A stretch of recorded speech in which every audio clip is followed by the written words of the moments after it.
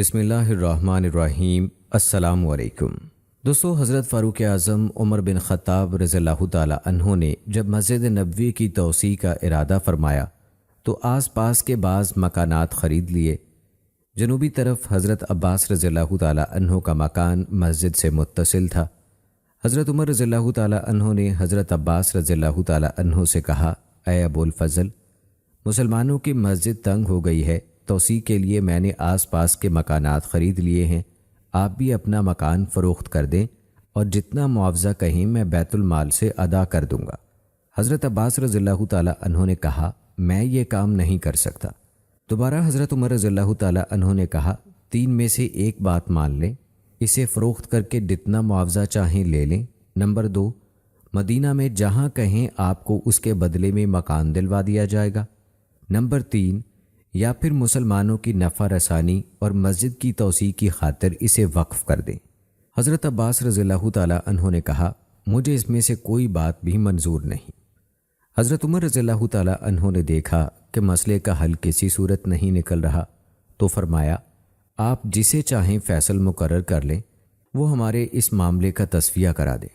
حضرت عباس رضی اللہ تعالی عنہ نے کہا، میں ابی بن کعب رضی اللہ تعالی عنہ کو فیصل بناتا ہوں۔ لہٰذا دونوں حضرات اٹھے اور ابی بن کعب رضی اللہ تعالی عنہ کے مکان پر پہنچے۔ آپ نے انہیں آتا دیکھا تو ان کے اعزاز میں تکیہ وغیرہ لگوایا اور دونوں بزرگوں کو بٹھایا۔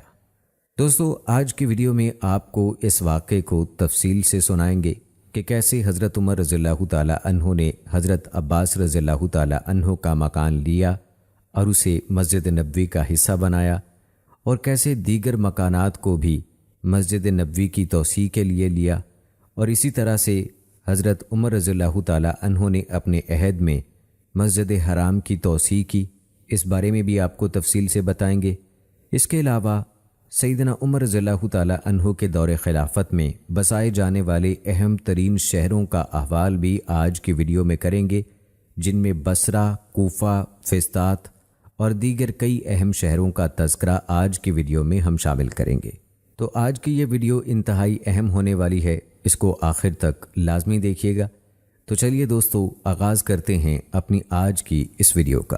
دوستو، سیدنا عمر رضی اللہ تعالی عنہ نے مسجد نبوی میں توسیع کرائی۔ انہوں نے حضرت عباس بن عبد المطلب رضی اللہ تعالی عنہ کا گھر مسجد نبوی میں شامل کر دیا۔ مسجد نبوی 10 ہاتھ قبلے کی جانب، 20 ہاتھ غربی جانب اور 70 ہاتھ شمالی جانب وسیع کر دی گئی۔ ساری مسجد کی تعمیر دوبارہ اینٹوں اور کھجور کی ٹہنیوں سے کی گئی، لکڑی کے ستون لگائے گئے، چھتیں ٹہنیوں سے تیار کی گئیں اور اسے اوپر سے ڈھانپ دیا گیا تاکہ لوگ بارش سے محفوظ رہ سکیں۔ سیدنا عمر رضی اللہ تعالی عنہ نے مسجد کو سرخ یا زرد رنگ کرنے سے منع کر دیا، مبادہ نمازیوں کی توجہ میں خلل انداز ہو۔ مسجد مٹی سے بنائی گئی اور کنکریاں بچھا کر اس کا فرش تیار کیا گیا تاکہ یہ فرش نمازیوں کے لیے صاف ستھرا رہے اور چلنے والوں کو بھی سہولت رہے۔ سیدنا عمر رضی اللہ تعالی عنہ نے حرم مکی میں بھی چند تبدیلیاں کی۔ انہوں نے بیت اللہ کے ساتھ ملا ہوا مقام ابراہیم دیوار سے ذرا دور ہٹا دیا اور وہاں نصب کرایا جہاں وہ آج کل موجود ہے، تاکہ طواف کرنے اور نماز پڑھنے والوں کو آسانی رہے۔ پھر اس پر ایک مضبوط اور محفوظ شیشہ نما گنبد بنا دیا۔ سیدنا عمر رضی اللہ تعالی عنہ نے حرم مکی کے ارد گرد بہت سے گھر خرید لیے اور انہیں حرم میں شامل کر دیا۔ بعض لوگوں نے اپنے مکان بیچنے سے انکار کیا۔ سیدنا عمر رضی اللہ تعالی عنہ نے ان کے مکان زبردستی گرا کر ان کی قیمتیں مقرر کر دیں، جو بعد ازاں ان گھروں کے مالکوں نے وصول کر لیں۔ انہوں نے مسجد حرام کے گرد ایک دیوار تعمیر کرائی، اس پر دیے روشن کیے جاتے تھے۔ بیت اللہ کا غلاف ایام جاہلیت میں چمڑے سے تیار کیا جاتا تھا۔ رسول اللہ صلی اللہ علیہ وآلہ وسلم نے عمدہ یمنی کپڑے کا غلاف چڑھایا۔ بعد ازاں سیدنا عمر رضی اللہ تعالی عنہ نے قباطی طرز کا غلاف چڑھایا۔ یہ باریک اور سفید کپڑا تھا جو مصر میں تیار ہوتا تھا۔ سیدنا عمر رضی اللہ تعالی عنہ نے مختلف شہروں میں بہت سی مساجد بھی تعمیر کرائیں۔ حضرت سعد بن ابی وقاص رضی اللہ تعالی عنہ نے کوفہ کی جامع مسجد، عتبہ بن غزوان رضی اللہ تعالی عنہ نے بصرہ کی جامع مسجد، اور عمر بن عاص رضی اللہ تعالی عنہ نے فسطاط کی جامع مسجد تعمیر کرائی۔ یہ بڑی مساجد نہ صرف مسلمانوں کے لیے عبادت کی جگہ تھیں بلکہ اس کے ساتھ ساتھ یہ دینی علوم کا مرکز، باہمی تعارف کا ذریعہ، عدالتی فیصلوں کا مقام اور خلیفہ اور دیگر اعمال کے احکام وصول کرنے کی جگہ بھی تھی۔ دوستو، حضرت فاروق اعظم رضی اللہ تعالی عنہ نے سرکاری خزانے کا کچھ حصہ اسلامی ریاست کے کچھ مختلف شہروں کو آپس میں ملانے کے لیے صرف کیا۔ انہوں نے اس دور کے وسائل کے مطابق بہت سے اونٹوں والوں کو مقرر فرمایا اور انہیں یہ ذمہ داری سونپی کہ جن لوگوں کے پاس سواری نہ ہو وہ انہیں ریاست میں جہاں وہ چاہیں ان کی مطلوبہ جگہ پہنچائیں۔ انہوں نے جزیرہ، شام اور عراق کے مابین سفری سہولتوں کا خاص طور پر اہتمام فرمایا۔ انہوں نے دارالدقیق کے نام سے ایک بہت بڑا گودام بھی بنوایا جہاں ہر وقت ستو، کھجوریں، منقع اور زندگی کی ضروریات کا دیگر سامان موجود رہتا تھا۔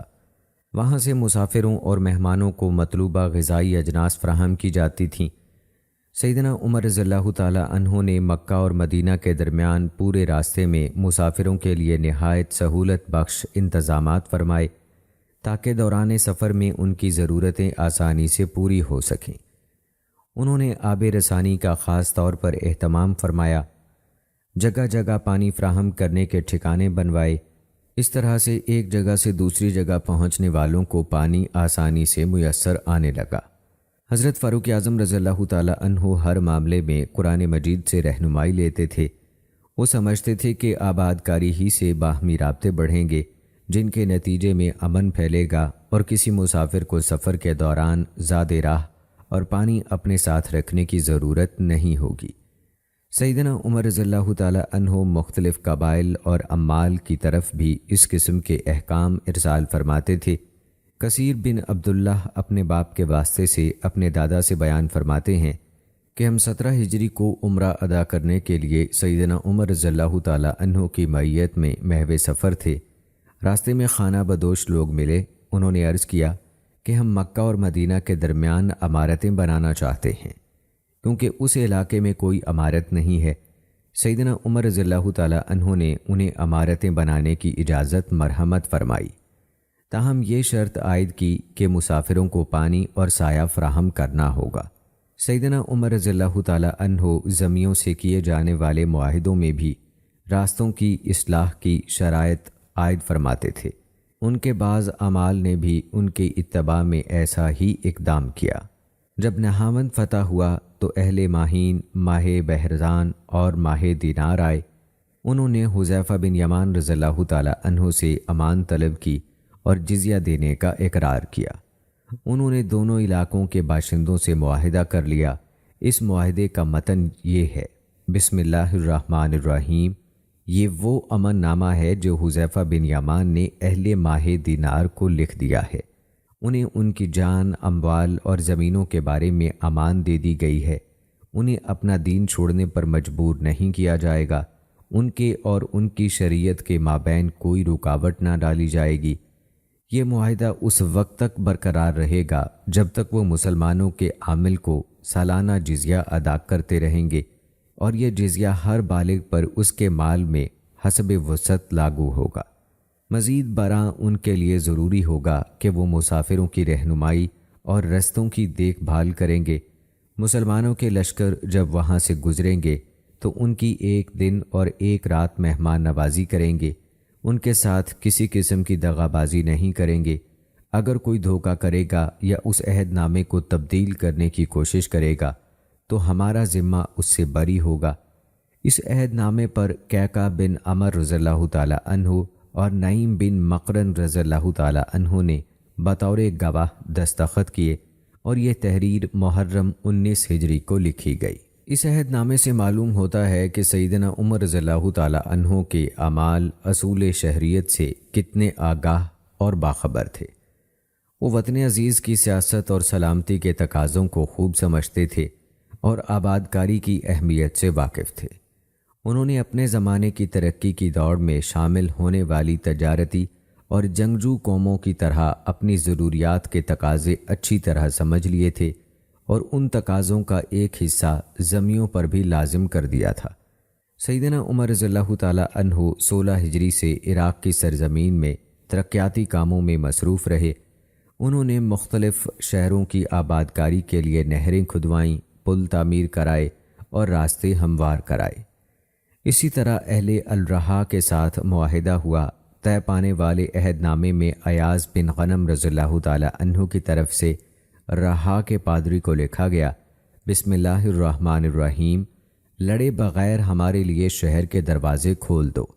اگر تم یہ بات مان لو گے تو ہم تمہاری جان اور مال کے علاوہ تمہارے تمام زیر نگیں لوگوں کو پناہ دے دیں گے۔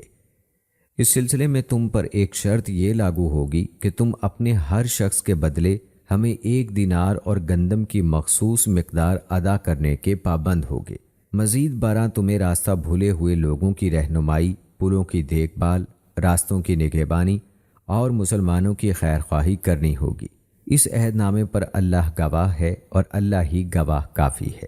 سیدنا عمر رضی اللہ تعالیٰ عنہ کو اطلاع ملی کہ بابلیون قلعے کے قریب سے ایک خلیج دریائے نیل سے بحیرہ احمر کی طرف چلتی تھی، جو حجاز اور مصر کو آپس میں ملاتی تھی، اور اس کی وجہ سے تجارتی سرگرمیوں میں بڑی آسانی رہتی تھی، مگر اب رومیوں نے اسے بیکار کر دیا ہے اور وہ ختم ہو چکی ہے۔ سیدنا عمر رضی اللہ تعالیٰ عنہ نے گورنر مصر عمر بن عاص رضی اللہ تعالیٰ عنہ کو حکم دیا کہ یہ خلیج دوبارہ کھودی جائے۔ چنانچہ حضرت عمر بن عاص رضی اللہ تعالیٰ عنہ نے اس خلیج کو دوبارہ کھدوایا۔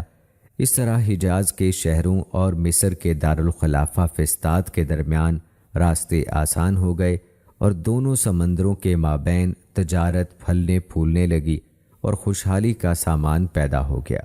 مزید برآں اس خلیج کے کنارے پر فسطاط شہر میں تفریح گاہیں قائم ہوئیں، گھنے درخت لگائے گئے اور رہائش گاہیں تعمیر ہوئیں۔ حضرت عمر بن عاص رضی اللہ تعالیٰ عنہ نے اس خلیج کا نام خلیج امیر المومنین رکھا۔ والی مصر نے اس راستے کے ذریعے سے اہل حرمین کے لیے بہت سا غلہ ارسال فرمایا۔ اس سے اہل حرمین کو بہت فائدہ ہوا۔ پھر یہ سلسلہ مستقل جاری ہو گیا۔ عمر بن عبدالعزیز وہ آخری خلیفہ ہیں جنہوں نے اسی راستے سے غلہ بھیجا۔ بعد کو آنے والے حکام نے اس خلیج کو اپنی غفلت اور عدم توجہی کی وجہ سے ناکارہ کر دیا اور اس میں ریت بھر گئی اور بطحائے کلزم کے ساحل پر بحری مگرمچھوں نے قبضہ کر لیا۔ سیدنا عمر رضی اللہ تعالیٰ عنہ نے اپنے دور خلافت میں سرزمین عراق میں ایک نہر کھدوائی۔ اس کی لمبائی 3 فرسخ تھی۔ یہ نہر خور سے بصرہ تک چلی گئی۔ اس سے دریائے دجلہ کا پانی بصرہ تک پہنچ گیا۔ نہروں کی کھدائی، خلیجوں کی بحالی، ڈیموں اور پلوں کی تعمیر اور راستوں کی نگہداشت کے انتظامات، یہ وہ فلاحی اور ترقیاتی کارنامے ہیں جو سیدنا عمر رضی اللہ تعالیٰ عنہ نے ترجیحی بنیاد پر انجام دیے، اور اسلامی ریاست کے بجٹ کا ایک بہت بڑا حصہ انہی فلاحی اور ترقیاتی کاموں پر صرف ہوا۔ آئیے دوستو اب ذکر کرتے ہیں چھاؤنیوں کی تعمیر کے حوالے سے۔ فوجی چھاؤنیوں کی طرز پر سرحدوں کی آبادی، نئے شہروں کی تعمیر اور ان شہروں کا ترقیاتی کام عہد فاروقی کا اہم کارنامہ ہے۔ عہد فاروقی میں مسلمانوں کی فتوحات بہت بڑھ گئیں، چنانچہ سرحدوں کے قریب بہت سے شہر بسائے گئے، باہمی رابطے کے لیے راستے ہموار اور آسان بنائے گئے، وسیع پیمانے پر زمینیں زیر کاشت لائی گئیں، مسلمانوں کو جہادی مراکز اور جدید مفتوحہ علاقوں کی طرف ہجرت کرنے کی ترغیب دی گئی تاکہ ان علاقوں میں اسلام پھیلے اور وہاں موجود مجاہدین کو افرادی قوت اور سامان جنگ میسر آتا رہے۔ سب سے اہم جو شہر بسائے گئے ان میں بصرہ، کوفہ، موصل، فسطاط، جزیرہ اور سرت قابل ذکر ہیں۔ یہ تمام شہر قبائل اور ان کے پرچموں کی بنیاد پر تمام فوج کے مابین تقسیم کیے گئے۔ پھر ان شہروں میں فلاح عامہ کی تمام سہولتیں فراہم کی گئیں، بازار بنائے گئے، مساجد تعمیر کی گئیں، مجاہدین کے گھوڑوں اور اونٹوں کے لیے چراگاہیں بھی مخصوص کی گئیں۔ حجاز اور جزیرہ عرب کے دیگر علاقوں اور شہروں کے لوگوں کو ان شہروں میں سکونت اختیار کرنے کی ترغیب دی گئی تاکہ یہ علاقے مستقل اور مضبوط فوجی مرکز بن جائیں، اور وہاں سے دشمنوں کی سرزمین میں پہنچنے کے لیے فوجوں کی تیاری کے سلسلے میں مدد حاصل ہو سکے اور اسلام کی دعوت دور دور تک پہنچا دی جائے۔ سیدنا عمر رضی اللہ تعالی عنہ نے نئے شہر بساتے وقت یہ خصوصی حکم جاری فرمایا کہ ان شہروں اور دارالخلافہ کے درمیانی راستے بہت آسان بنائے جائیں، درمیان میں کوئی سمندر یا دریا حائل نہ ہو۔ ان دنوں سیدنا عمر رضی اللہ تعالی عنہ یہ خیال کرتے تھے کہ اہل عرب کو ابھی سمندر میں سفر کرنے کا تجربہ نہیں ہے، لیکن جب انہوں نے دیکھا کہ مصر میں اسلامی لشکر نہری اور بحری راستے آسانی سے پار کر سکتا ہے تو انہوں نے عمرو بن عاص رضی اللہ تعالی عنہ کو دریائے نیل اور بحیر احمر کے درمیان ایک نہر کھودنے کا حکم دے دیا تاکہ حجاز کی طرف غلہ پہنچایا جا سکے۔ سیدنا عمر رضی اللہ تعالی عنہ نے اسلامی سرزمین کا رقبہ وسیع ہونے کی وجہ سے بہت سے شہر بسائے اور فوجی لشکروں کی تنظیمیں نو کی۔ فتوحات کی بہتات کی وجہ سے مسلمانوں کے درمیان علاقائی فاصلے بڑھنے لگے۔ ان حالات میں اسلامی لشکروں کو سفر کی تھکاوٹ اتارنے اور آرام کے لیے چھاونیوں کی ضرورت محسوس ہوئی۔ مزید برآں نہایت ضروری ہو گیا کہ جب وہ جہاد سے واپس آئیں تو اثناء راہ میں انہیں شدید سردی میں ٹھہرنے کا قابل اطمینان ٹھکانہ میسر آئے۔ ان اسباب کی وجہ سے نئے شہروں کو بسانا ایک ناگزیر ضرورت بن گیا تھا۔ اسلامی فتوحات کا اصل ہدف اسلامی دعوت کو عام کرنا اور دیگر اقوام، قبائل اور افراد کو دین کی دعوت پیش کرنا تھا۔ اس مقصد کے لیے نہایت ضروری تھا کہ غیر مسلم اقوام کے سامنے اسلامی سیرت کے عملی نمونے پیش کیے جائیں تاکہ غیر مسلم اقوام انہیں دیکھیں اور سبق حاصل کریں اور تمام قبائل و افراد اسلامی معاشرت اور ثقافت سے مستفید ہوں۔ لہٰذا ان شہروں کو اسلامی طرز پر اس طرح بنایا گیا کہ پورے معاشرے میں اسلامی نظام زندگی جگمگا اٹھا اور یہ شہر اسلامی معاشرے کی ایک درخشاں مثال بن گئے۔ کوفہ، بصرہ، فسطاط اور موصل اس طرح قائم ہوئے کہ ان کے عین درمیان میں مسجدیں تھیں اور مسجدوں کے ارد گرد مجاہدین اسلام کے گھر تھے۔ ان شہروں میں اسلامی فکر اور اسلامی اصول پوری طرح کار فرما تھے، جس کا کامل نمونہ ساری اسلامی فوج میں جھلملاتا نظر آتا تھا۔ ہر مجاہد کی زندگی میں کتاب اللہ کی مکمل نمائندگی جلوہ نما تھی۔ یوں مسلمانوں کا معاشرہ ایسا بن گیا تھا جس پر صرف اللہ ہی کے احکام کی فرما روائی تھی اور تمام مسلمان ہر وقت اللہ کے راستے میں جان کی بازی لگانے کے لیے تیار رہتے تھے۔ مختلف شہروں میں قائم ہونے والے ایسے معاشروں کے باعث مفتوحہ علاقوں میں اسلام کا نور چمک اٹھا، جس کی برکت سے مفتوحہ علاقوں کے باشندوں کی خیرخواہی کی گئی، عادلانہ نظام نافذ کیا گیا اور ان معاشروں نے نو مسلموں کو خندہ پیشانی سے گلے لگایا۔ یہ اسلامی فکر و عمل کی تبلیغ و دعوت کا نہایت مفید اور مستحسن اسلوب تھا۔ شام کے علاقے میں کوئی نیا شہر نہیں بسایا گیا کیونکہ یہ علاقہ ایسے گھروں پر مشتمل تھا جنہیں رومی شہری چھوڑ کر بھاگ گئے تھے اور بہت سے باشندے از خود ہی جلا وطن ہو گئے تھے۔ مسلمان ان گھروں کے مکین بن گئے کیونکہ یہ گھر مجاہدین کو بطور مال غنیمت دستیاب ہوئے تھے، اس لیے انہیں گھر تعمیر کرنے کی ضرورت ہی پیش نہیں آئی۔ مزید برآں شام کے علاقے میں اہل عرب کی کثرت تھی، تقریباً ہر قبیلے کا کوئی نہ کوئی رشتہ دار وہاں پہلے ہی موجود تھا۔ یہی وجہ تھی کہ اسلامی افواج نے شام میں جلد از جلد کامیابیاں حاصل کر لیں۔ آئیے دوستو، اب آپ کو سیدنا عمر رضی اللہ تعالی عنہ کے دور خلافت میں بسائے جانے والے اہم ترین شہروں کا احوال سناتے ہیں، اور سب سے پہلے ذکر کرتے ہیں بصرہ کا۔ بصرہ کے لغوی معنی ہیں سخت ٹھوس پتھریلی زمین۔ بصرہ کے معنی کنکریوں والی زمین بھی بتائے گئے ہیں، اور یہ بھی کہا گیا ہے کہ سفید نرم پتھروں والی سرزمین کو بصرہ کہا جاتا ہے۔ بصرہ شہر دجلہ اور فرات کے سنگم پر واقع ہے۔ اس علاقے کو شط العرب کہا جاتا ہے۔ بصرہ شہر بسانے کے سلسلے میں سیدنا عمر رضی اللہ تعالی عنہ نے تمام شہروں کی طرح اہل عرب کی طبیعت اور ذوق کا خاص خیال رکھا۔ اس شہر کا محل وقوع پانی اور چراگاہوں سے قریب تھا اور سبزہ زار کی طرف ہموار بری راستہ جاتا تھا۔ بصرہ میں مسلمانوں کی آمد کا سبب ابو بکر رضی اللہ تعالی عنہ کے عہد مبارک میں پیدا ہوا۔ اس وقت صورتحال یہ پیش آئی کہ قطبہ بن قتادہ زہلی یا سوید بن قطبہ علی الاختلاف الروایا ایک فوجی دستے کے ساتھ ایرانیوں پر حملہ آور ہوئے تھے۔ خالد بن ولید رضی اللہ تعالیٰ عنہ نے انہیں اسی طرف مستقل کمانڈر بنا دیا۔ جب سیدنا عمر رضی اللہ تعالیٰ عنہ کا دور خلافت آیا تو صحابی رسول عتبہ بن غزوان رضی اللہ تعالیٰ عنہ کو اس مقام کی ذمہ داری سونپ دی گئی۔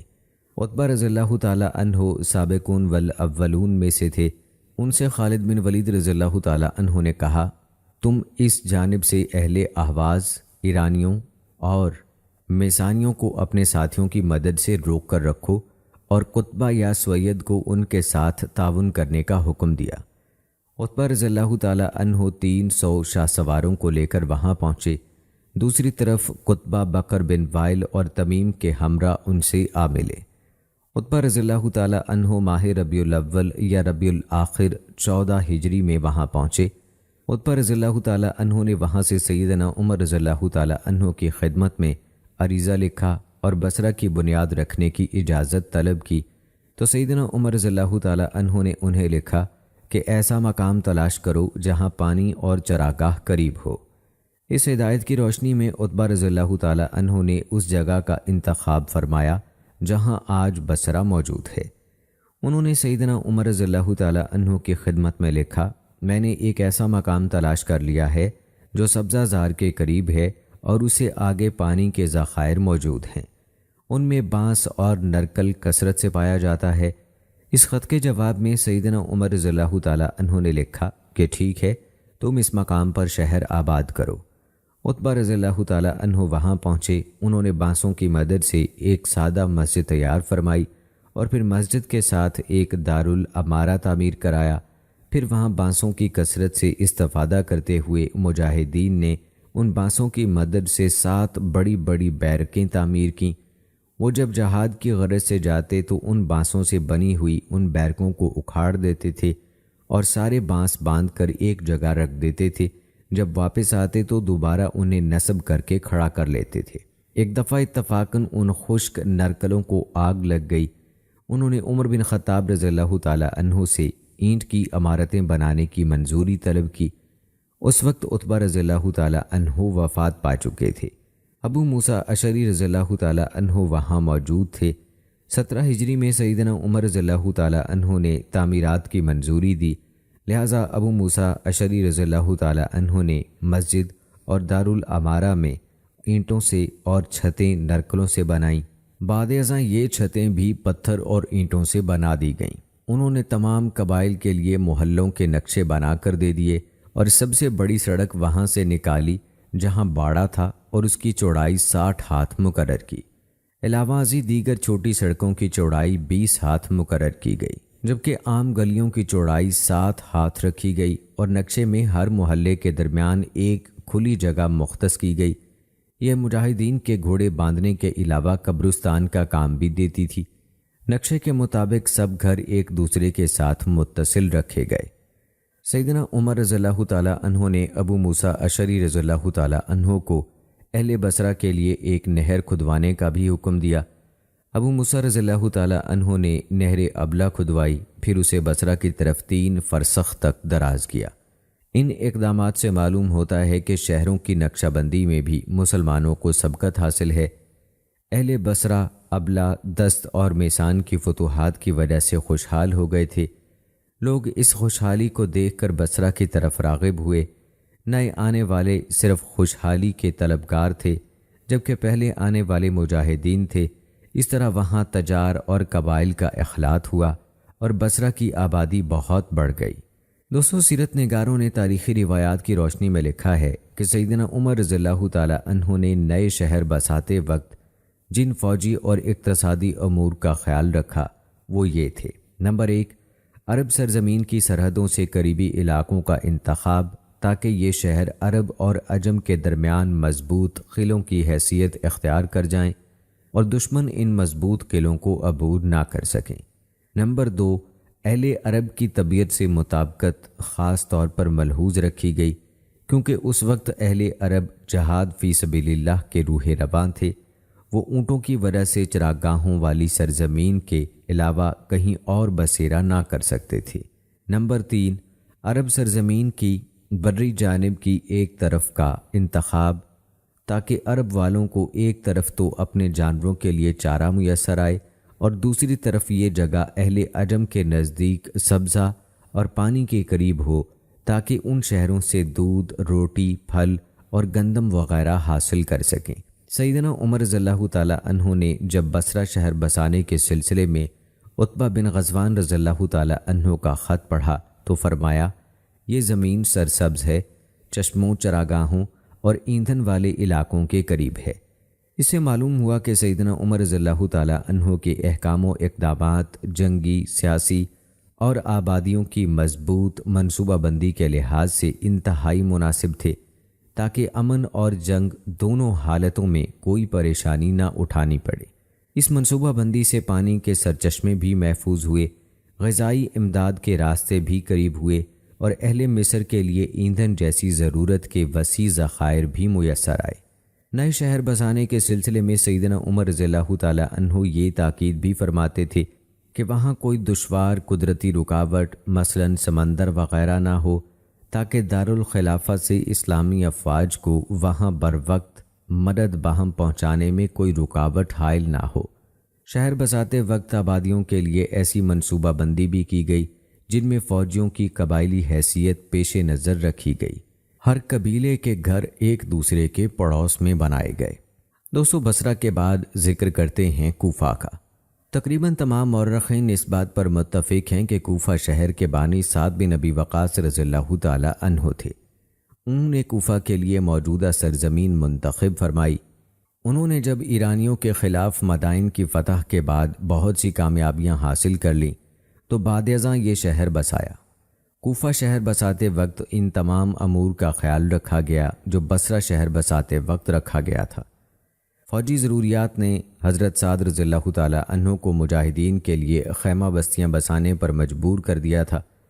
حضرت سعد رضی اللہ تعالیٰ عنہ نے سیدنا عمر رضی اللہ تعالیٰ عنہ سے مشورے کے بعد کوفہ شہر کی بنیاد رکھی اور کوفہ کے لیے اس سرزمین کا انتخاب کیا جو فاروق اعظم رضی اللہ تعالیٰ عنہ کے بتائے ہوئے معیار کے مطابق تھی۔ حضرت فاروق اعظم رضی اللہ تعالیٰ عنہ نے قادسیہ اور مدائن کی فتوحات کے وقت مجاہدین کے چہروں سے اندازہ لگا لیا تھا کہ ان شہروں میں بدہضمی کی وبا پھیلی ہوئی ہے۔ انہوں نے سعد بن ابی وقاص رضی اللہ تعالیٰ عنہ کو حکم دیا کہ کوفہ شہر بسانے کے لیے ایسی سرزمین کا انتخاب کیا جائے جو ان کے اور ان کے اونٹوں کے لیے یکساں طور پر مفید ہو۔ انہوں نے حضرت سلمان فارسی رضی اللہ تعالیٰ عنہ اور حذیفہ بن یمان رضی اللہ تعالیٰ عنہ کو جگہ کا معائنہ کرنے کے لیے بھیجا۔ یہ دونوں حضرات کوفہ کے مجوزہ جگہ پہنچے۔ اس کا محل وقوع ہیرا اور فرات کے درمیان تھا۔ اسی مقام کا نام کوفہ رکھ دیا گیا کیونکہ یہاں ریت اور سنگریزے کثرت سے تھے۔ کوفہ کے معنی بھی ریت اور سنگریزے ہیں۔ حضرت سعد رضی اللہ تعالیٰ عنہ 17 ہجری میں مدائن سے کوفہ آئے۔ سیدنا عمر رضی اللہ تعالیٰ عنہ کی خواہش تھی کہ مجاہدین خیمہ بستیاں قائم کریں اور خیموں ہی میں رہیں کیونکہ خیموں کی رہائش میں جفا کشی قائم رہتی ہے، جہاد کی طرف توجہ مائل رہتی ہے، اس طرح انہیں تزکیہ نفس بھی حاصل ہوتا ہے، دشمن پر مسلمانوں کی دھاک بیٹھتی ہے اور دشمن کے کسی بھی حرکت پر فوراً ایکشن لیا جا سکتا ہے۔ جب اہل کوفہ اور اہل بصرہ نے نرکلوں اور بانسوں سے گھر تعمیر کرنے کی درخواست کی تو سیدنا عمر رضی اللہ تعالیٰ عنہ کا جی نہ چاہا کہ ان کی درخواست مسترد کریں، اس لیے انہیں اجازت دے دی۔ چنانچہ مجاہدین نے نرکلوں کی مدد سے گھر تعمیر کر لیے۔ جب آگ لگنے کے واقعات ہوئے اور ان کے گھر جل گئے تو انہوں نے اینٹوں سے تعمیر نو کا منصوبہ پیش کیا۔ سیدنا عمر رضی اللہ تعالیٰ عنہ نے اس کی منظوری بھی دے دی اور فرمایا، تم اینٹ استعمال کر لو لیکن کوئی 3 کمروں سے زیادہ کمروں کا گھر نہ بنائے، نہ اونچے اور لمبے گھر بنائے۔ پھر عتبہ اور اہل بصرہ کی طرف بھی یہی حکم نامہ ارسال فرمایا۔ سیدنا عمر رضی اللہ تعالیٰ عنہ نے اہل کوفہ کے گلیوں کی ترتیب لگانے اور مکمل نگرانی کے لیے عاصم بن دلف ابو الجرداء اور اہل بصرہ کے لیے ابو الحیاج ابن المالک اسدی کو مقرر فرمایا۔ ابو الحیاج نے کشادہ راستوں کو 40 ہاتھ اور اس سے ملحقہ راستوں کو 30 ہاتھ اور پھر ان راستوں کے درمیانی راستوں کو 20 ہاتھ جگہ دی، جبکہ چھوٹی گلیوں کے لیے صرف 7 ہاتھ مقرر کیے اور یہ شخص کے ذاتی استعمال کے لیے 60 ہاتھ جگہ مقرر کی۔ سب سے پہلے مسجد کا نقشہ تیار ہوا، پھر اس مسجد میں ایک ماہر تیر انداز کو کھڑا کیا گیا۔ اس نے دائیں بائیں آگے اور پیچھے تیر پھینکے۔ یہ تیر جن مقامات پر گرے ان کے پیچھے سے مسجد کی حد بندی ہوئی۔ مسجد کے اگلے حصے میں ایک برآمدہ تعمیر کیا گیا جو 200 ہاتھ رقبے پر مشتمل تھا۔ اس کی بنیاد سنگ مرمر کے ستونوں پر رکھی گئی۔ سنگ مرمر اس وقت کسریٰ کے بادشاہ سے حاصل کیا گیا۔ اس کی بلندی رومی عبادت گاہوں کی بلندی کی طرح رکھی گئی۔ سعد رضی اللہ تعالیٰ عنہ کے لیے اس کے برابر ایک گھر تعمیر کیا گیا۔ مسجد اور گھر کے درمیان ایک سرنگ نما راستہ رکھا گیا۔ اس کی لمبائی 200 ہاتھ تھی۔ کوفہ میں بیت المال بھی تعمیر ہوا۔ اس تعمیراتی کام کی ذمہ داری ایک فارسی سردار کو سونپی گئی۔ اس شہر کے قیام کے بعد یہاں مجاہدین کا مستقل بسیرا ہو گیا۔ بعد ازاں ایرانی جرنیل رستم کا خاص دستہ، جسے چند شہنشاہ یعنی شہنشاہ کا لشکر کہا جاتا تھا، جس کی تعداد 4000 فوجیوں پر مشتمل تھی، وہاں قیام پذیر ہوا۔ انہوں نے اس شرط پر پناہ حاصل کی تھی کہ وہ جہاں چاہیں جا سکتے ہیں، جنہیں چاہیں اپنا حلیف بنا سکتے ہیں، اور انہیں اسلامی ریاست کی طرف سے روزینہ بھی دیا جائے گا۔ حضرت سعد رضی اللہ تعالیٰ عنہ نے انہیں یہ سب کچھ عطا فرمایا تھا۔ ان کا ایک نگران تھا، اس کا نام دیلم تھا، اس لیے ان سب کو دیلم کا اجموعی دستہ کہا جاتا تھا۔ اسی طرح روایات کے مطابق یہاں نجران کے یہودی اور عیسائی بھی آباد ہوئے۔ انہیں سیدنا عمر رضی اللہ تعالیٰ عنہ نے جزیرہ عرب سے جلا وطن کر دیا تھا۔ یہ لوگ کوفہ کے ایک محلے نجرانیہ میں قیام پذیر ہوئے۔ بصرہ اور کوفہ کی آباد کاری کے بعد ان دونوں شہروں نے بڑی شہرت حاصل کی۔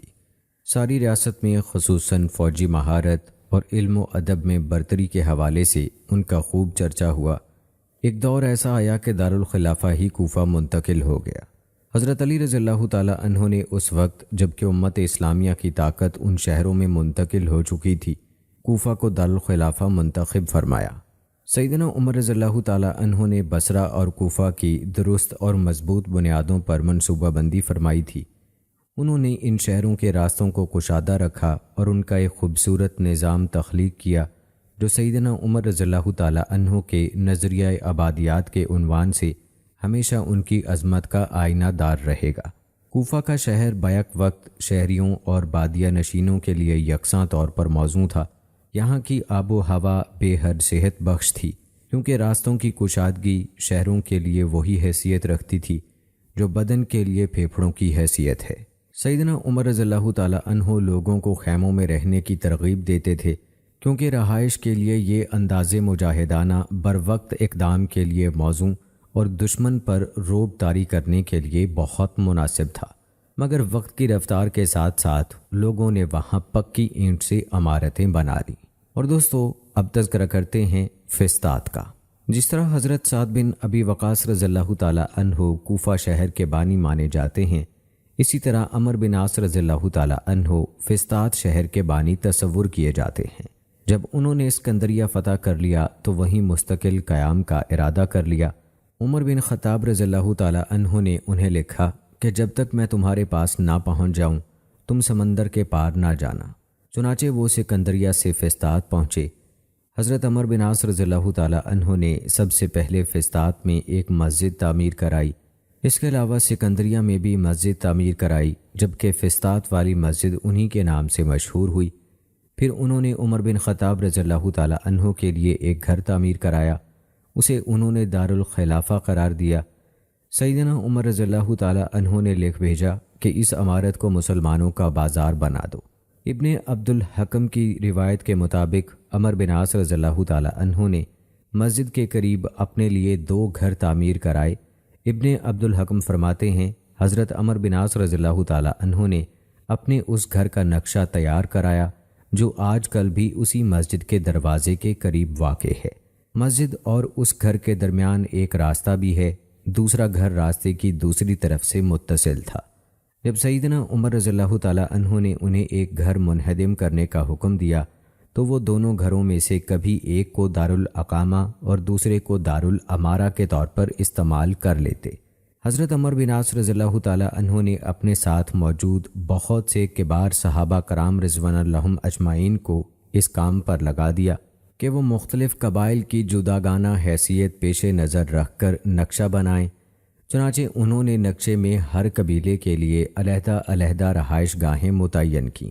انہیں آج کل محلے کہا جاتا ہے، لیکن ان دنوں آج کل کی طرح دو قبیلوں کے درمیان اس قسم کی سڑکیں موجود نہ تھیں، بلکہ اس وقت تو موجودہ طرز کی سڑکوں کا نام و نشان بھی نہ تھا، صرف گزرگاہوں ہی کا تصور تھا۔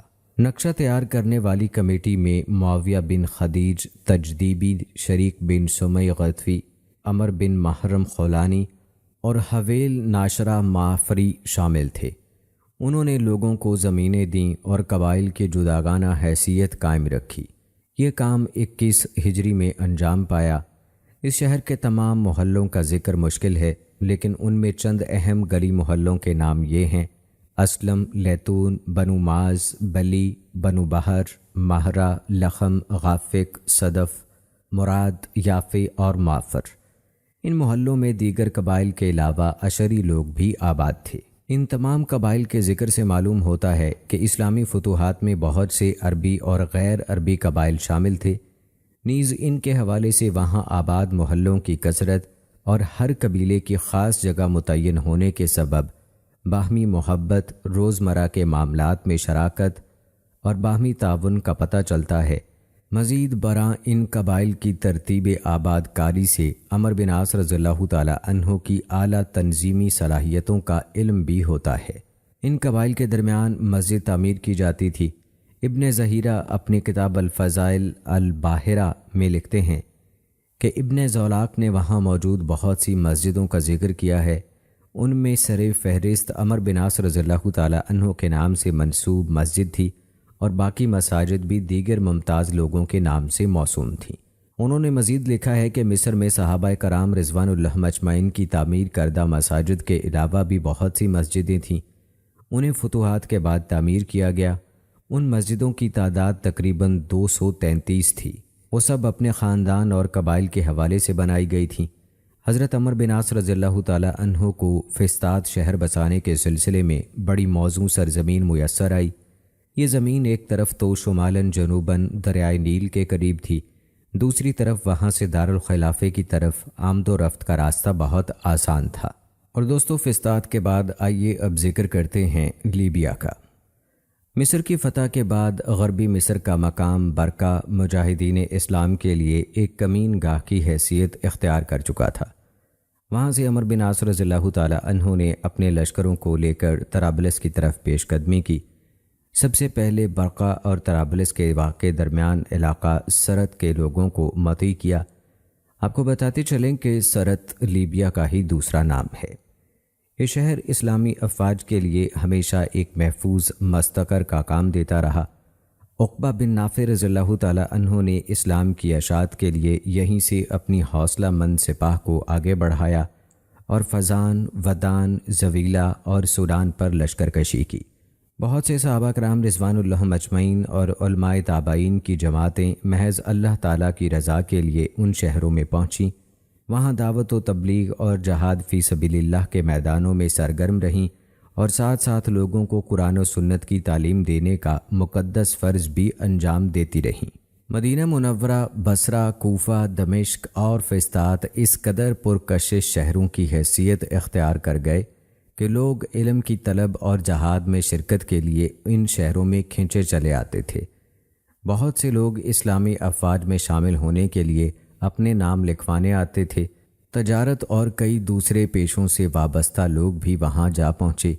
اس طرح یہ تمام شہر ترقی کے گہوارے بن گئے۔ ان میں علوم و معرف کے چشمے ابلنے لگے اور صنعت و حرفت کے میدان میں بڑی ترقی ہوئی۔ آئیے دوستو اب تذکرہ کرتے ہیں دنیاوی خوشحالی میں مگن ہونے کے ڈر کے حوالے سے۔ ناظرین، سیدنا عمر رضی اللہ تعالی عنہ اس امر سے بڑے خائف رہتے تھے کہ مبادا مسلمان دنیاوی خوشحالی میں مگن ہو جائیں، کیونکہ وہ دنیا میں رغبت کو دنیا اور آخرت دونوں کے لیے نہایت نقصان دہ سمجھتے تھے۔ جب اہل کوفہ اپنے شہر میں آباد ہو گئے اور اہل بصرہ نے بھی اپنے شہر میں استقرار پکڑا، تو لوگوں نے اپنے آپ کو پہچاننا شروع کر دیا، اور جس چیز سے وہ خالی ہو گئے تھے وہ چیز ان کی طرف واپس آ گئی۔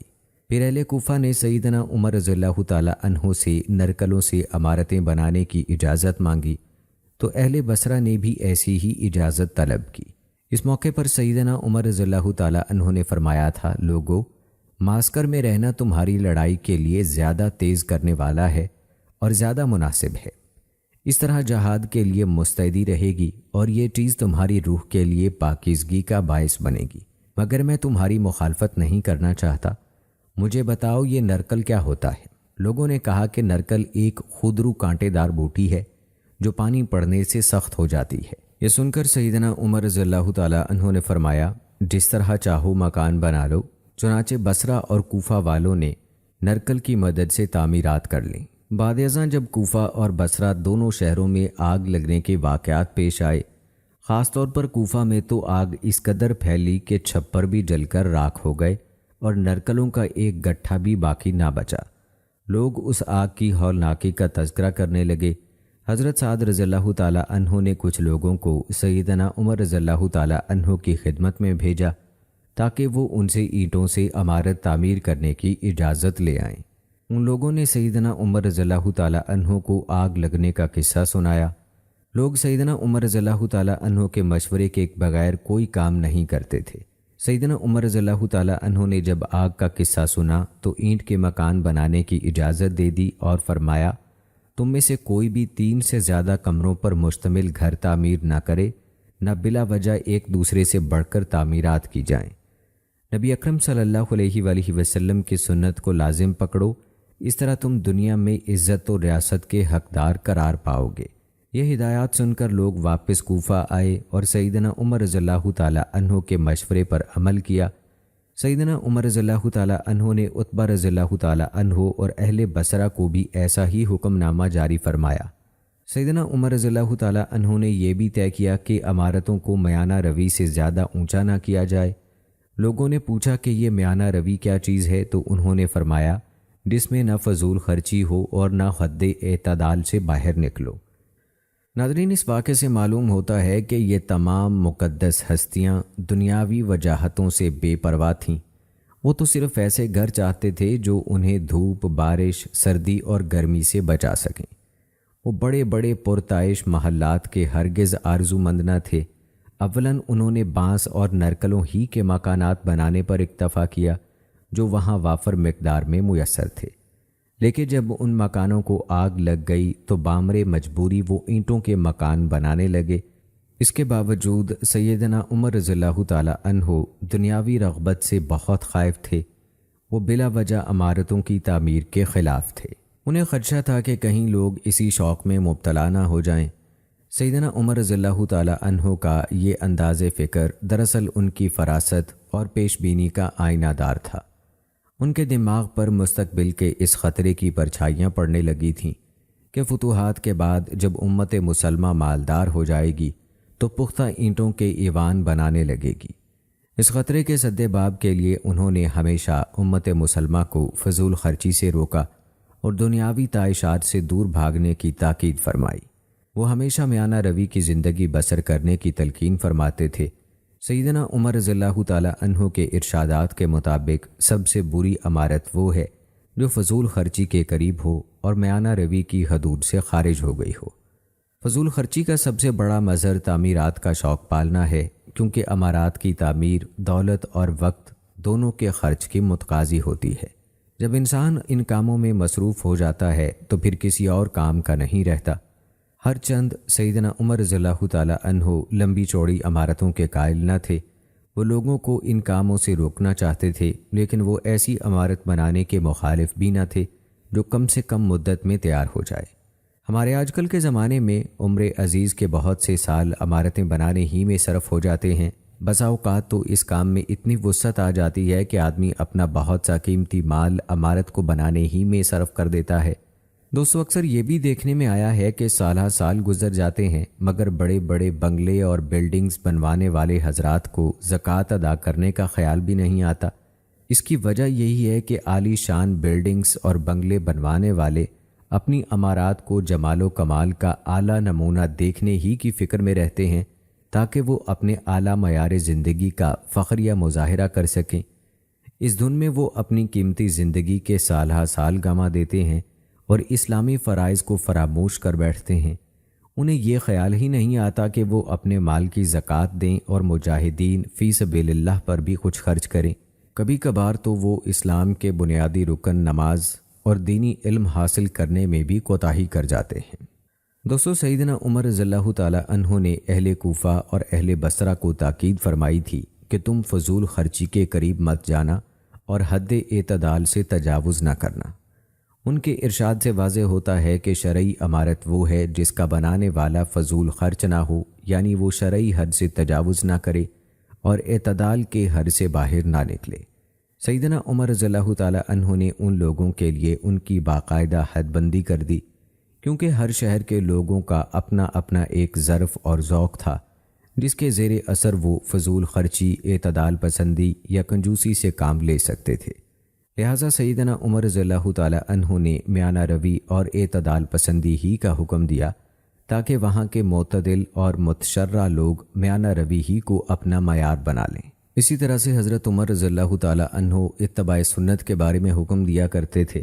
وہ کہتے ہیں، تم اس نہج پر چلو جس پر رسول اللہ صلی اللہ علیہ وآلہ وسلم چلے تھے، اس طرح تمہیں لوگوں پر حکومت اور زمین میں شرف عطا ہوگا، جیسا کہ اللہ تعالیٰ نے ارشاد فرمایا، جو تم میں سے ایمان لائے اور انہوں نے نیک عمل کیے، اللہ نے ان لوگوں سے وعدہ کیا ہے کہ وہ انہیں زمین میں ضرور خلافت دے گا، جیسے اس نے ان سے پہلے لوگوں کو خلافت دی تھی، اور ان کے لیے ضرور ان کا وہ دین محکم و پائیدار کر دے گا جو اس نے ان کے لیے چنا، اور یقیناً ان کی حالت خوف کو بدل کر وہ ضرور انہیں امن دے گا۔ وہ میری عبادت کریں گے، میرے ساتھ کسی شے کو شریک نہیں ٹھہرائیں گے، اور جو کوئی اس کے بعد کفر کرے تو وہی لوگ فاسق ہیں۔ دوستو، سیدنا عمر رضی اللہ تعالی عنہ کی دنیا سے بے رغبتی کی یہ چند مثالیں ہیں۔ ان کے عہد مبارک میں باوجود یہ کہ تمام مسلمان زاہدانہ زندگی بسر کرتے تھے، پھر بھی سیدنا عمر رضی اللہ تعالی عنہ کی دور اندیش نظریں مستقبل پر پڑ رہی تھیں۔ وہ چاہتے تھے کہ امت مسلمہ کی آنے والی نسلیں بھی سادگی اور تقوی کی زندگی بسر کریں اور دنیاوی زیب و زینت کے دھوکے میں آ کر ہلاک نہ ہوں۔ سیدنا عمر رضی اللہ تعالی عنہ اپنے دور میں حاصل ہونے والی فتوحات کے نتیجے میں، جبکہ ایران اور روم کے کچھ علاقے فتح ہو چکے تھے، حاصل ہونے والے اموال غنیمت اور اموال فے کی کثرت سے بھی خائف تھے۔ مبادہ دولت کی کثرت سے مسلمان لوگ دنیاوی عیش و عشرت میں مبتلا ہو جائیں۔ انہوں نے اس سلسلے میں ایک بلیغ خطبہ ارشاد فرمایا، اس میں اسی حقیقت کی طرف اشارہ کیا اور مسلمانوں کو بہتر رویہ اپنانے کی رغبت دلائی۔ سیدنا عمر رضی اللہ تعالی عنہ نے اپنے خطبے میں ارشاد فرمایا، اے لوگو، بلا شبہ تم پر اللہ تعالیٰ کا شکر اور اس کی تسبیح واجب ہے۔ اس نے تمہیں دنیا و آخرت کی عزت سے سرفراز فرما کر اپنی حجت قائم کر دی ہے، حالانکہ تم ایسے احوال کے طلبگار نہ تھے، نہ ان میں کوئی رغبت رکھتے تھے، تم کچھ بھی نہ تھے۔ پھر فرمایا، اللہ تعالیٰ نے تمہیں اپنی عبادت اور اپنی پہچان حاصل کرنے کے لیے پیدا فرمایا، اگر وہ چاہتا تو تمہیں سب سے حقیر مخلوق بنا دیتا اور تم کو کوئی خصوصی اہمیت حاصل نہ ہوتی۔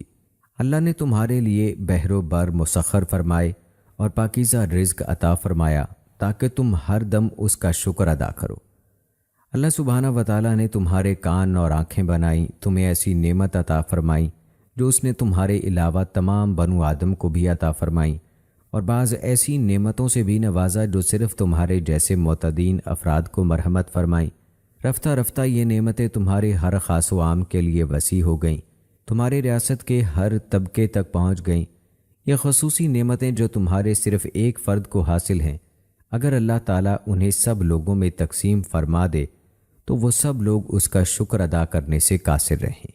تمہاری ایک خصوصی نعمت یعنی اللہ تعالیٰ اور اس کے رسول صلی اللہ علیہ وآلہ وسلم پر ایمان ہی تنہا وہ بے مثل نعمت ہے جس کے باعث تمہیں اللہ تعالیٰ کی مدد حاصل ہوتی ہے۔ یہ وہ نعمت ہے کہ اس کے آگے تمام نعمتیں ہیچ ہیں۔ تمہیں اللہ تعالیٰ نے اس دنیا میں حکومت عطا فرمائی، دنیا والوں پر غالب فرمایا، تمہارے دین کی مدد فرمائی۔ اچھی طرح سن لو، تمہارے دین کے خلاف صرف دو قسم کے لوگ ہیں۔ پہلی قسم ان لوگوں کی ہے جو اسلام اور اہل اسلام کے مطیع اور تابع فرمان ہو چکے ہیں، تمہیں جزیہ ادا کرتے ہیں، وہ اپنے پسینے کی کمائی تمہیں دے کر اپنی زندگی محفوظ کر چکے ہیں، محنت وہ کرتے ہیں، نفع تمہیں ملتا ہے، دوسری قسم کے لوگ وہ ہیں جن کا ہر لمحہ خوف و ہراس میں گزرتا ہے کہ مبادا اللہ تعالیٰ کے لشکر ان پر حملہ آور ہو جائیں۔ اللہ تعالیٰ نے ان کے دلوں میں رعب ڈال دیا ہے، ان کے لیے کوئی جائے پناہ نہیں، وہ کہیں نہیں چھپ سکتے، ان کے لیے بھاگنے کی بھی کوئی جگہ نہیں جہاں وہ محفوظ رہ سکیں۔ اللہ تعالیٰ کے لشکر وہاں پہنچ چکے ہیں، وہ خوشحالی اور مالی فراوانی سے لبریز ہیں، مسلسل حملے ہو رہے ہیں، اللہ تعالیٰ کے حکم سے اپنی سرحدوں کی حفاظت ہو رہی ہے، اور امت مسلمہ کو اتنی جلیل القدر عافیت حاصل ہے جو پورے اسلامی دور میں کبھی حاصل نہ ہوئی۔ تمام تعریفوں کے لائق صرف اللہ عز و جل ہے، جس نے ہر علاقے میں اتنی عظیم فتوحات عطا فرمائیں اور اس قدر نعمتوں سے سرفراز فرمایا جن کا اندازہ لگانا بھی مشکل ہے۔ کسی شکر کرنے والے کا شکر، ذکر کرنے والے کی زبان اور عبادت میں محنت کرنے والے کی عبادت بھی ان نعمتوں کا حق ادا نہیں کر سکتی۔ یہ حق صرف اللہ تعالیٰ کی مدد، رحمت اور مہربانی ہی سے ادا ہو سکتا ہے۔ ہم اپنے اللہ سے دعا کرتے ہیں کہ تو نے ہی ہمیں یہ نعمتیں عطا فرما کر آزمایا، تو ہی ہمیں اپنی اطاعت و فرما برداری کی توفیق عنایت فرما اور جلد از جلد اپنی رضا سے سرفراز فرما۔ اللہ کے بندو، اس آزمائش اور اللہ تعالیٰ کی ان بے پایہ نعمتوں کا فردن فردن اور اپنی محفلوں میں تذکرہ کرو۔ اللہ عز و جل موسیٰ علیہ السلام سے فرمایا تھا، اپنی قوم کو اندھیروں سے روشنی کی طرف نکال اور انہیں اللہ کے دن یاد دلا۔ پھر اللہ تعالیٰ نے محمد صلی اللہ علیہ وآلہ وسلم سے ارشاد فرمایا، اور یاد کرو جب تم بہت تھوڑے تھے، زمین میں کمزور شمار ہوتے تھے۔ اگر تم اس زمین پر کمزور ہوتے، دنیا کی بھلائی سے محروم ہوتے، محض حق ہی پر قائم ہوتے، اللہ ہی پر ایمان رکھتے، اسی میں راحت محسوس کرتے، اللہ رب العزت کی معرفت رکھتے، اس کا دین اختیار کرتے، مرنے کے بعد والی زندگی میں اچھے انجام کے امیدوار ہوتے تو اتنا بھی کافی تھا۔ لیکن یاد کرو تمہاری گزران کتنی تنگ تھی، اللہ تعالیٰ کے بارے میں تمہاری جہالت کی انتہا نہ تھی۔ اللہ تعالیٰ نے تمہیں ایسا عظمت مآب پیغمبر صلی اللہ علیہ وآلہ وسلم عطا فرمایا جس نے تمہیں جہنم سے بچایا، اس نے تمہاری دنیا سے کچھ بھی نہ لیا اور تمہیں تمہاری آخرت کے بارے میں یقینی خوشخبری دی۔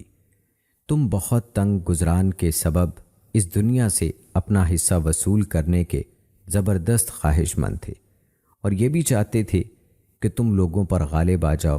دیکھ لو اب اللہ تعالیٰ نے تمہارے لیے دنیا و آخرت کی بھلائیاں جمع کر دی ہیں، اب جو چاہے ان دونوں کو جمع کر سکتا ہے۔ میں تمہیں اللہ کی یاد دلاتا ہوں جو تمہارے ارادوں کے درمیان حائل ہے، تاکہ تم اللہ کے حق کو پہچانو، اس کا حق ادا کرنے کے لیے عملی قدم بڑھاؤ اور اپنے آپ کو اللہ کی اطاعت پر کاربند رکھو۔ تمہیں ان نعمتوں کی خوشی اور ذلت کے دوران ان کے چھن جانے کا خوف بھی لاحق رہنا چاہیے اور ان نعمتوں کا کسی اور کے ہاتھوں میں چلے جانے کا ڈر بھی رہنا چاہیے۔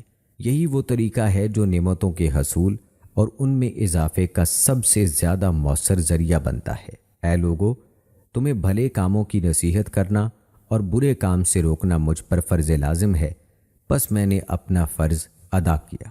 تو دوستو، یہ تھی ہماری آج کی ویڈیو، امید کرتے ہیں کہ آپ کو پسند آئی ہوگی۔ آج کی اس ویڈیو کے متعلق اپنی رائے کا اظہار کمنٹ باکس میں لازمی کیجیے گا۔ ملتے ہیں اگلی ویڈیو میں، تب تک کے لیے مجھے اجازت دیں۔ فی امان اللہ۔